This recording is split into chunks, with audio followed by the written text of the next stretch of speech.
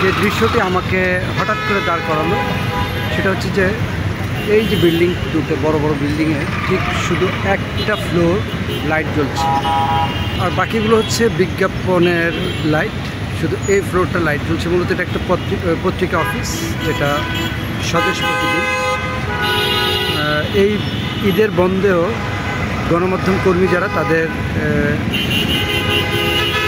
একটা ত্যাগ, স্যাক্রিফাইস, এটা হচ্ছে তার একটা দৃষ্টান্ত।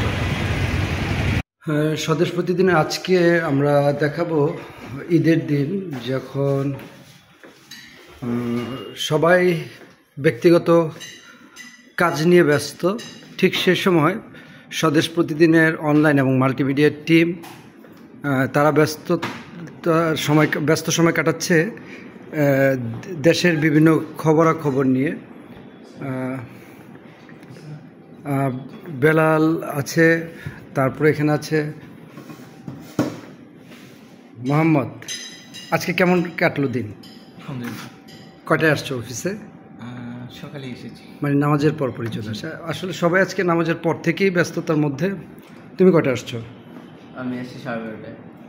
আচ্ছা, ঈদের দিন এই যে পরিপূর্ণ একটা হাউসের ব্যস্ততা, তোমার কেমন লাগতেছে? ঈদের দিন দেশের পরিস্থিতি মানুষের কাছে পৌঁছাতে পেরে ভালো লাগতেছে, যে মানুষ আসলে আমাদের দিকেই চেয়ে থাকে। তো আমাদের মাধ্যমে তারা আপডেট জানে। আমরা নিজেরা মানে যদি পরিবারের সাথে ঈদ না করি, তাও ওনাদের মানে আমাদের মেম্বারদের হাসি মুখে আমাদের আনন্দ দেয়।